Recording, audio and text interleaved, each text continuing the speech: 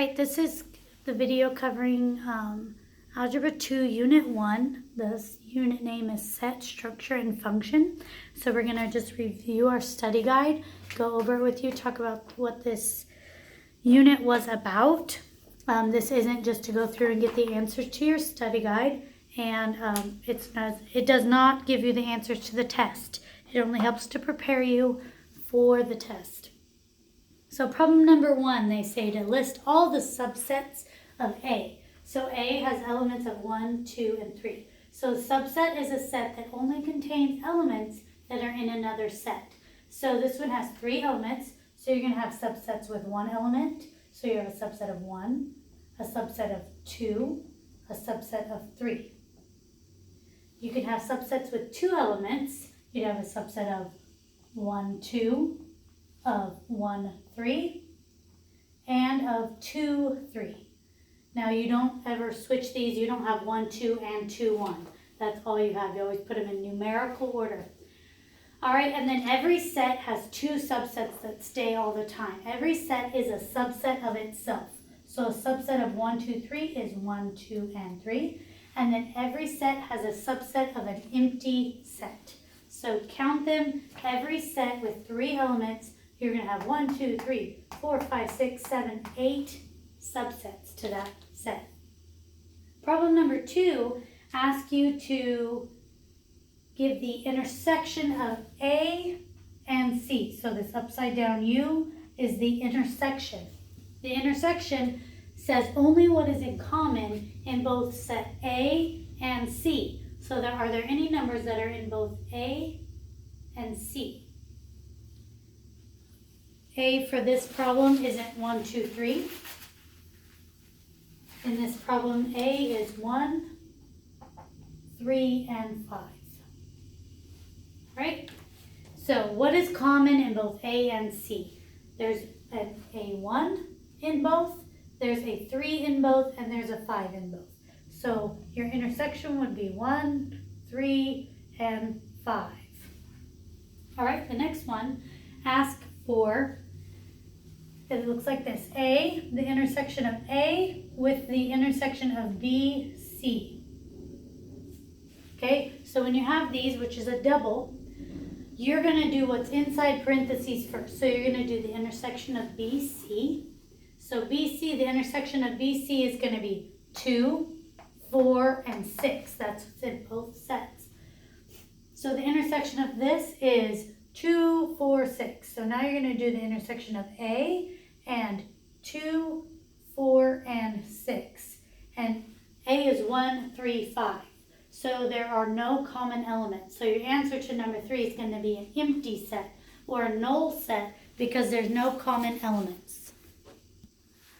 All right, problems number 4 through 7 cover your properties that you learned. So you should have learned the associative property, commutative property, identity, inverse property, symmetric property.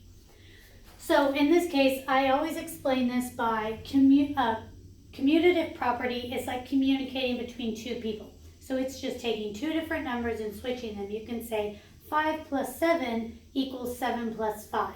So in communicating, I can call someone or they can call me. Either way, we're still communicating. Associative property, I explain by who you associate with. So in this case, you have a 3 plus y plus 5. You're always going to have parentheses in associative. The problem is you can't add y plus 5. So you should associate 3 plus 5. So this one you would want to go, instead of y plus 3, I'm going to go y plus 3 plus 5. And I'm going to add those 2 first because they associate together. Number 5, you have 2 times 1/2 equals 1. Now, this is the inverse property. So whatever you have, multiply to make yourself equal 1. In addition, it would be adding to your opposite. So inverse would be 7 plus negative 7. So this is called the multiplicative inverse. The multiplicative inverse of 2 is you invert it, 1 over 2. You don't change the sign. So when you multiply 2 times 1 over 2, you have the multiplicative inverse. So inverse property of equality. Number 6, this one has 2 together. This is an equation, so you would use the order of operations. In order of operations, you always do your multiplication before any addition and subtraction. So this would happen first. 8 times 1 over 8. It's just like this one. It's going to equal 1 plus negative 1 plus 5 equals 5. All right, and then 1 plus negative 1, that's the inverse property of addition, because it's 1 plus negative 1, which would equal 0. 0 plus 5 equals 5. 5 equals 5 is actually symmetric. So first use the inverse multiplication, inverse addition, and it equals symmetric. 5 equals 5. Problem number 7, I didn't have room to write it here. Let me write it real quick. It says 10 plus x times 12 equals 12x plus 10. All right, so in this case, number 1, you want to switch 12 and x. So it's not, when you multiply these, you don't write it x12, you write it 12x. So that's commutative multiplication. You can say x times 12 or 12 times x. Next, that you can switch it and say 10 plus 12x equals 12x plus 10 is commutative addition. So they use the commutative property twice. Here and then here to switch it to this.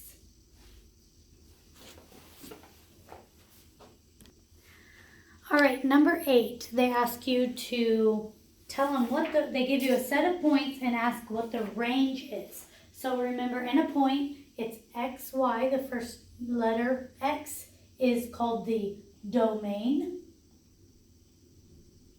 And the y point is always called the range. Okay, so when they ask for the range, they just want you to tell them what the y points are in all 4 of these points.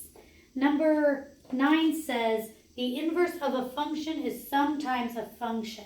So that is true. It doesn't always work out to be a function, but it sometimes works perfectly. All right, and then they give you some problems like this. Number 10, actually, this is. They say the function of f equals x squared plus 5x.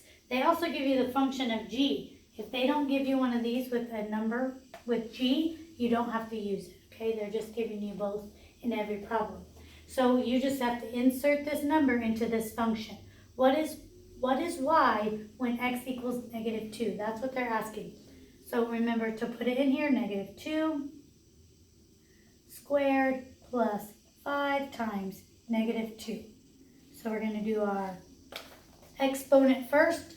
So this means, it doesn't mean negative 2 times 2, it means negative 2 times itself twice. So it's going to see negative 2 times negative 2 actually equals positive 4, plus 5 times negative 2 gives you a negative 10.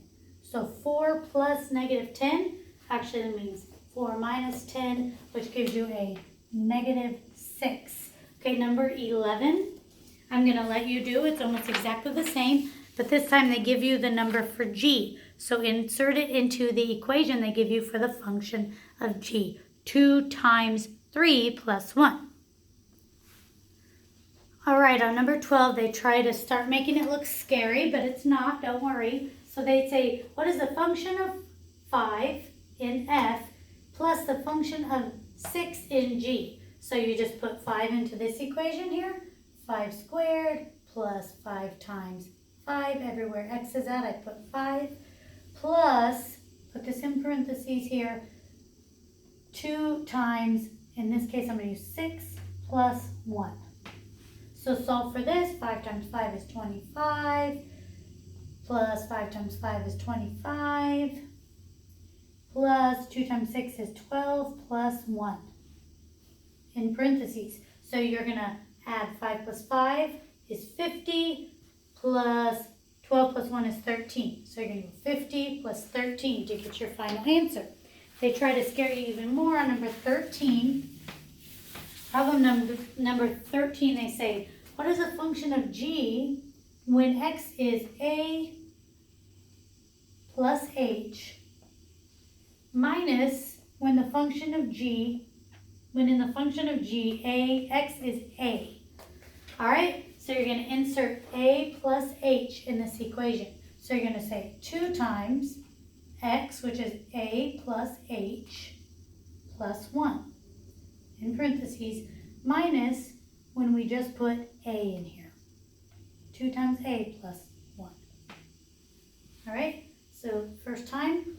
So remember, this is distributive property. You have a number outside parentheses. You have to multiply by the first term and by the second. So 2 times a is 2a, 2 times h is 2h, and then plus 1. That's still in parentheses there.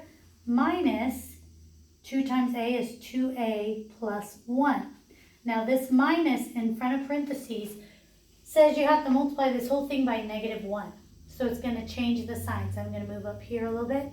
2a plus h, plus 2h, plus 1. And then this is going to be minus 2a because it was positive here. Now it's going to change to minus 2a.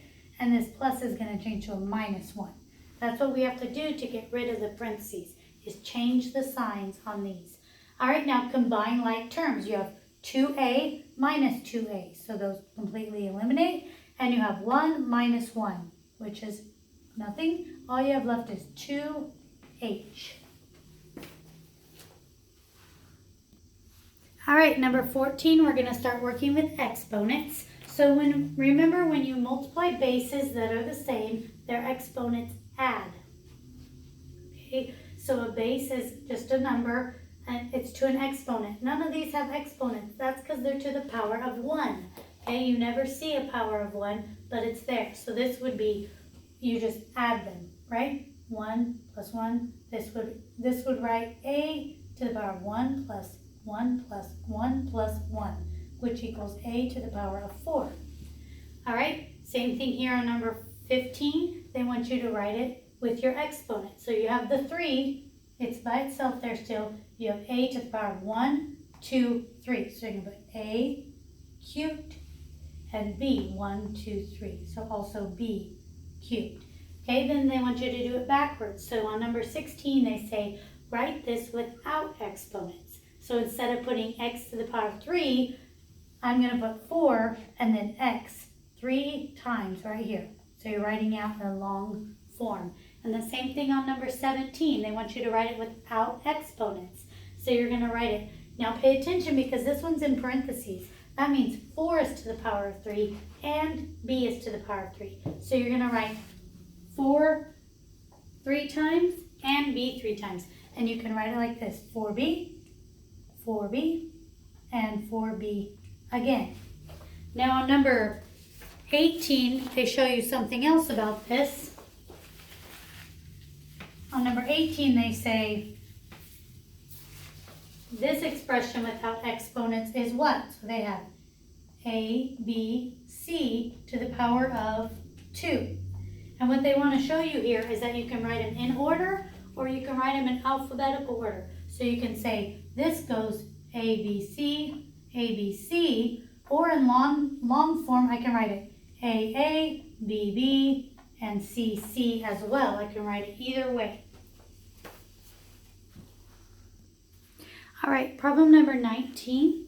They're going to start adding your exponents. You have the same base. Both the bases are x here, so you can add the exponents. So just remember, when you multiply bases, your exponents add. 4 plus 5, and 4 plus 5 is 9. Okay, same thing here. You're going to add these exponents, all right? Even though this is a negative, you're going to say 3 plus, this is going to look like 3 plus -4, and then don't forget this 1 plus 1 here. All right, so it's actually 3 minus 4, which gives you a -1, plus 1 is 0. So a to the power of 0, anything to the power of 0 ever equals 1. So the answer is going to be 1. Anything to the power of 0 equals 1. Okay, so then 21, for the first time, we're going to divide with bases and exponents. Divide, you do the opposite, you subtract.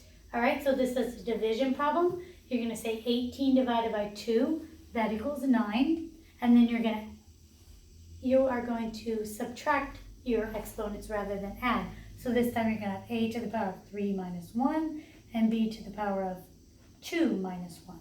All right, so 3 minus 1 is 2, and 2 minus 1 is 1, and you won't show the 1 there because you never show an exponent of 1. Number 22, they're going to show you what to do when you have a negative exponent, okay? There's not much you can do with a negative exponent except for rationalize it. To rationalize it, you have to invert it, okay? This one's on a whole number, which means it's not a fraction. Every whole number is over 1. We just don't show that all the time. So we just invert these. And when you invert it, what happens is there's a 0 down here. 0 minus negative 3 becomes positive 3. So you end up with 1 over 3 to the power of 3. And 3 to the power of 3 is not 3 times 3, but it's 3 times 3 times 3. 3 times, and that'll be your answer when you multiply that. All right, number 23, we're going to start solving from algebraic sentences. All right, these use the distributive property. So that's a number multiplied to a binomial, or two terms together, like x minus 2. So in this one, in distributive property, you have to multiply both. You have to multiply the 5 by the x, and then you have to multiply the 5 by the 2. So you distribute it throughout this binomial. So you're going to go 5 times x equals 5x. And then watch your signs on the second one, because this is a positive 5, but it's going to multiply by a negative 2 there. So 5 times negative 2 is you're going to end up with a negative 10 here. Okay? Now, plus 4x. Now you've rationalized this multiplication here. You can just combine your like terms. So 5x plus 4 more x gives you a 9x minus 10. All right, number 24, same thing, but in this case, they put a number up here. You don't subtract these first. You do your distributive property first because it's multiplication. So in your order of operations, you do multiplication before you do subtraction or addition, all right? So you're going to leave this here, 7, and then this is a negative 2. So a negative 2 times a positive 4 gives you a negative 8. And then here, it's a negative 2 times a negative 2. Two negatives make a positive 4x. And then again, combine your like terms. So you're going to go 7 minus 8 is going to give me a negative 1 plus 4x. All right, and then the last problem, it's the same exact thing, but it has two distributive properties before you combine your like terms. Should be pretty straightforward.